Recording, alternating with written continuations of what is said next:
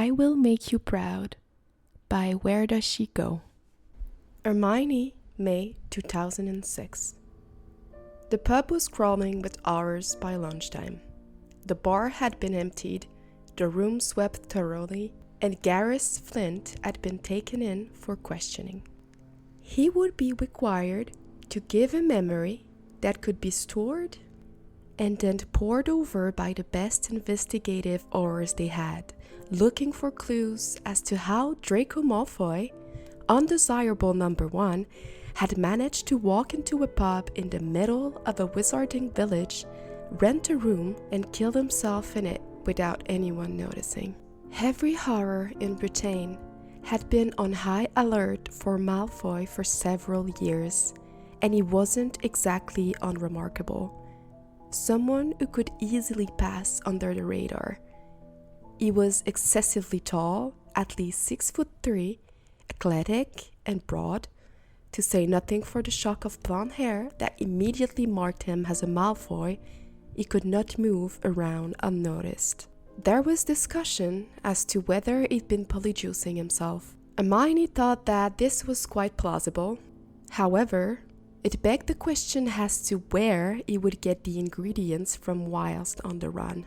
After realizing that it was him, Hermione had stumbled from the room, gasping for air, and sat dry heavy on the staircase. Garrus had appeared in the entryway to the door below, dirty rag in his hand along with the glass he'd been supposedly cleaning. "You all right?"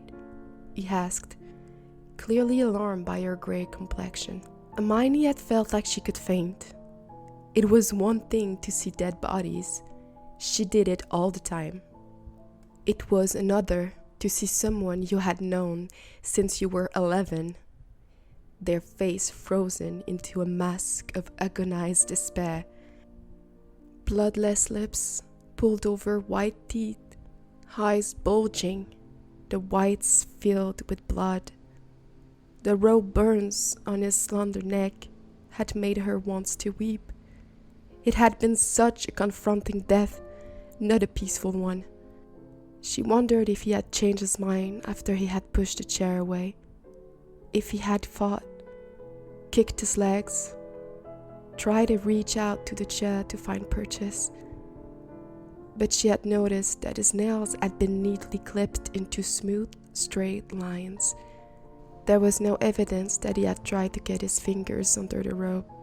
She wondered if he had been scared. Hermione couldn't imagine Draco Malfoy being scared of anything. Quite the opposite, in fact. His name was now one that inspired fear, much in the way Voldemort's had, except Malfoy wasn't weak, clinging to power and life through dwelling Horcruxes the way Voldemort had been at the end. Voldemort had not stood a chance when Malfoy had overthrown him spectacularly at the end of the war, effortlessly killing anyone who had stood in his way. Voldemort was dead, and within weeks the Death Eaters had disassembled or hidden underground. Malfoy wasn't weak. He was young, strong, an exceptionally powerful dark wizard, much more so than anyone had realized. Currently, his motives for his actions since the war were largely unknown. Other than killing, seemingly indiscriminately, he had an agenda that the Aurors could not decipher. He didn't seem interested in carrying on where Voldemort had left off. He never stayed in one place but left a trail of destruction wherever he went. He was impossible to track down. He maimed and injured at will, seemingly hell-bent on something, but no one knew what. He had supporters. Many people viewed him as a hero of some sort for getting rid of Voldemort and effectively bringing about the end of the war. But Hermione guaranteed none of them would want to be in a locked room with him. Stories of his brutality were reported to Harry's horrors office constantly. Harry, who was currently acting as head horror while Robards recovered from a bout of ill health, was tortured by the stories of Malfoy. He blamed himself for thinking that there had been something redeemable in him. They spoke about it often, Hermione reassuring Harry that nobody could have known the depth that Malfoy would sink to, or that he was capable of the level of dark magic he seemingly produced without thought. The Malfoy of their school days had been petty, spiteful. He had changed beyond recognition after his failed attempt to murder Albus Dumbledore and his indoctrination as a Death Eater. No one could have predicted that the snotty, pampered prince of their time at Hogwarts would become a deadly killer. His brutal murder of his own father at the age of 21 seems to have been the catalyst for his life heading in the doomed direction. Garrus had swayed on his feet when she had eventually descended the stairs and informed him, in a shaky voice, that the body in the rafters was Draco Malfoy. His eyes had grown wide as the implications had hit him. Draco soding Malfoy in my pub? He had muttered on repeat. Of all the people to bloody die in my pub, it had to be him? Once Hermione had gathered herself enough, she had called the office to let them know what had happened, and then attempted to question Garrus herself. I'm sure I would have noticed if it was Malfoy. I swear I didn't know. He hesitated, his dirty hands out in front of him. Last thing I bloody need is the likes of him in here. Garrus looked suitably horrified, and Hermione was inclined to believe him. His memory would be examined in the Pensieve, and he would also be subject to a full interrogation under Veritaserum to be sure. It wasn't long before she heard a succession of loud pops, and her colleagues descended on the scene in their droves. Harry strode into the pub looking extremely arid, closely followed by Robards, who had been called back to duty on this occasion. She stood in the bar area and filled them in on what she knew. She used her wand to transfer her notes to Robards' notepad, then stood clenching and unclenching her fist and anxiously waited for her own partner to make an appearance. A faint pop behind her a minute or two later told her that Blaise had arrived. She could see that he already knew. If Harry had been pale, then Blaise was positively chalky. His usually beautiful complexion a sallow shade, his brown eyes, normally so full of laughter, were wide, glassy, and unblinking. Hermione put a hand on his arm. Are you okay? You don't need to be here, you know that. Harry is aware of the situation. Blaise shook his head. I've already told him. I want to be here, he replied, although his shaky hands betrayed his words. Blaise, I know he was your friend, Hermione began. Blaise let out a better sounding laugh. He was, until he decided to make himself Britain's most wanted man, he replied, shaking his head slightly. I can't believe I never be able to ask him why now.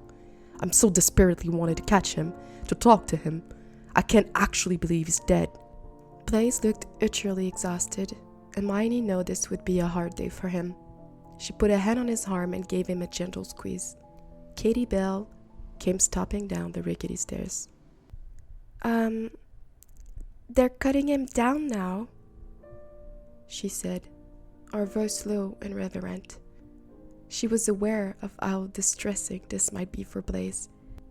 She used her wand to levitate the letter bag and the books out in front of her, avoiding tampering with any fingerprints. I'll get this back to the office for you, Hermione. Thank you. Leave them at my desk, please, Katie, Hermione replied, her eyes and mind already at the top of the stairs. Katie pirouetted away and Hermione looked at Blaise. Are you ready? She asked. He took a deep breath and started up the stairs. His reluctance was palpable. The dark magic still infused the room, as it had when Hermione had entered a few hours earlier. They had found nothing more of interest, other than his bag and the books, which Hermione was desperate to get a look at. The medical personnel were here now. They were bringing Draco down from the rafters. Hermione watched as they cut the rope and his body fell, caught by the waiting hands below that had gripped his legs, ready to take his weight. "Be careful," Blaze shouted with a splutter. He rushed forward as they lowered him to the floor, putting a gloved hand out to cradle Malfoy's head as they lay him down. Hermione felt her heart break a little as she watched Blaze take in the sight of his old friend, the evidence of his violent death clear and inescapable. He shouldn't be here, she thought. Blaze has clapped a hand over his mouth and was now trying to stifle tears as his eyes roved over Draco's face. Hermione went to his side, not looking down. She couldn't see Malfoy's face again. "Blaze," she began, but she held up a hand. "Come on, come back," she said, trying to soothe him away from the awful sight. Blaze remained stuck still. He seemed to be angry now, his sadness replaced by rage. "What the fuck happened?" he almost shouted, hitting his palm on the floor. "How the fuck did he end up like this?" "He was a killer, Blaze," Hermione replied. "Maybe he couldn't live with himself." Blaze was thoughtful. Hermione could see his throat working as he swallowed down his grief. "A lot of people will think this is good news, you know," she said to him. "His reputation—" "Fuck his reputation!" Blaze exclaimed. "None of you knew him. Something happened to make him this way. He wasn't always like this. Someone could have stopped him. Stop this!" Blaze let Hermione guide him away from the body as the medical staff stepped in to put Draco into a body bag for transfer. Blaze wiped away one tear and sniffed. Then he stood up straight, his sorrow pushed aside. "Right," he said, hands on his hips. "I'm going to sweep the room again." Hermione left him there, heading downstairs and giving him a moment to recover himself. She was surprised by Blaze's tears for Malfoy. She hadn't thought they'd been friends for years. Blaze had defected early in the war and come to fight for the Order. He was a good friend to Harry and Ron, and had been in a relationship with Ginny for some time now. She thought back to what he said about Malfoy changing. She wondered what he had been like with his friends at Hogwarts. It would be interesting to find out the other side of Draco Malfoy while he had been at school. The day was long and draining emotionally and mentally. There was so much to unpack. Later, Hermione had stood with some of the others who had gone to Hogwarts, and she had a lump in her throat as they had brought the body bag past. The finality of it jarring to her, a whole life reduced to a plastic bag, zipped up over her face to be taken to a cold, lonely morgue. She wondered if he would have a funeral. Who was there to mourn him? Hermione was relieved when at 6 p.m. Harry told her to return to the office to turn in her notes and then head home. She apparated back, her mind ablaze with questions she had about the Malfoy case, and was greeted by Katie, her cheeks flushed and seemingly full of energy despite the lateness of the day. "Guess what?" Katie asked her as she reached her desk. "What?" she asked flatly, her enthusiasm at almost zero. "The bag and the books from the scene?" Katie said, and Hermione nodded. "Well, they've been proceeded. Fast track for evidence to make sure we've got everything, and they already told me." Hermione waited, impatient for Katie to get to the point. "So, it turns out that all that was in the bag was vials." She had a grin on her face as she delivered the news. "The bag was bloody chunk full of Malfoy's own memories." "Memories?" Hermione looked up sharply from her quill and pad. "Yep, loads of them, and the books look like they are diaries too. He's practically done your job for you," Kitty exclaimed, clearly excited.